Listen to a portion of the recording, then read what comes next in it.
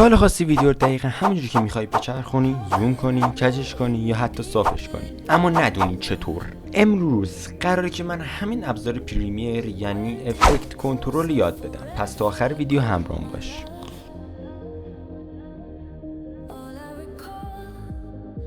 خب اینجا همون بخش اول پریمیرمون هست که ما توی ویدیوی قبلی که عکس تامنیلش رو میذارم اینجا توضیح دادیم که چطور باید پروژه بسازیم و چطور وارد پروژه هامون شیم و هر پنل چن و غیره.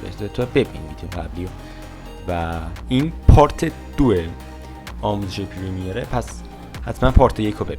این پروژه ما پروژه احسان که تمام پنل هاشو در ویدیو قبلی توضیح دادم و گفتم چطور پنل های اضافه بیارین و چطور پنل رو حذف کنین. پس حتما ویدیو قبلی رو گفتم نگاه کنید. این ویدیو قراره کلا با این بخش کار کنیم، یعنی افکت کنترل. توی این بخش بذار اول یه کلی بهتون بگم این بخش کار میکنه. بذار حالا قبلش یه ویدیو بیارم داخل اینجا. موشن، اوپاسیتی، این یکی هم نمیدونم اسمش چیه، تایم نمیدونم چی و صدا هم شامل 3 بخش دیگه میشه: ولوم، چنل ولوم و پنر. آره اگه درست گفته باشم پنر. شامل کل این افکت کنترل شامل 6 بخش شده که شما میتونید زیادترش هم کنید که ویدیوهای جلو بیشتر درباره این بخش توضیح میدم. آقا میرسیم بخش ویدیو. موشن شامل چند بخش دیگه میشه که تمام این بخش‌ها رو قرار بهتون توضیح بدم. با بخش اول شروع میکنیم. پوزیشن نمیدونم اگه درست گفته باشم. پوزیشن چیکار میکنه؟ پوزیشن میدونیم ببینیم جابجا میکنه. این جابجاش میکنه، این بالا میارتش، پایین میاره، چپ راست، بالا پایین، همه کار میکنه. اگه مثلا گند زدین توی این چپ و راسته، فقط رو این دکمه کلیک کنید سر جاش قرار میگیره. بخش بعدی زومه. این بهش میگن زوم که باش همون تو که اسمش معلومه زوم میکنیم. بیا میاد بالا، میاد پایین، میاد اینور، میاد اونور. میریم بخش بعدی روتاشن که باش میشه کج کرد. آره میشه بچرخونیش. خب بخش بعدی کراپ لفت که لفت ای درست گفتم، این کراپ میده دیگه، بغل میبره. کنیم برید مثلا تا اینجا میخوام بیام برش داده بشه، تا اینجا میذارم، مثلا میخوام بیاد عقب‌تر. آره دیگه کراپ میبره. بخش بعدی هم کراپ تاپ، بالا میبره به پایین. بعدیش هم کراپ نمیدونم، این از راست میبره.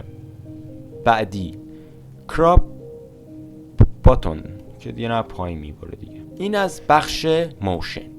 ببینید بخش بعدی یعنی اوپاسیتی از اسمش معلومه محو میکنه و کلا ببین اوپاسیتی چطور بهتون بگم، شفافیت ویدیو رو کم و زیاد میکنه. مثلا کن شفافیتش کم شه میره پایین سمت ویدیوی قبلی، این بک‌گراند قبلی. این نور نیست تا بچه‌ها دقت کنین، نور نیست. این بلند مود. آقا من با این زیاد کار نمیکنم. یعنی دیگه نورش رو تنظیم میکنه. مثلا میخوام دارک باشه. تغییر هیچ تغییر نداره، نمیدونم. همینه دیگه، ولش کن. اوپاسیتی دیگه بیش باشیم. بخش بعدی تایم چیه که ساعت ویدیو رو زیاد و کم میکنیم که حالا بعد با کیفریم شروع کنیم که حالا بعد دوره کیفریم هم توضیح بهتون حتما مختصر میده. بخش بعدی صدا که تو این بخش ما صدا رو تنظیم میکنیم. با بخش اول شروع میکنیم.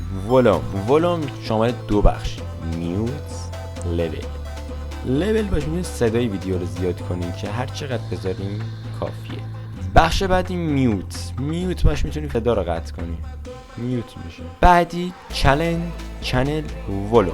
توی این بخش صداها رو میتونید یه جور تنظیم کنیم. مثلا الان این صدا از اینجوری شروع شه، آروم شروع شه به زیاد، به این میگن چنل ولوم. و بعدی هم پنره که خودم واقعا باش کار نمیکنه، ولی شما میخواین کار کنین بالانس دیگه، بالانس به صدا رو درست میکنه. خب آقا به همین سادگی بهتون توضیح دادم ادیت کنترل چی کار میکنه. و این ویدیو کوتاهی بود و ویدیوهای بعدی هم همینقدر کوتاه میذارم که راحت بفهمین. و آره دیگه، تا ویدیو بعد، بدرود.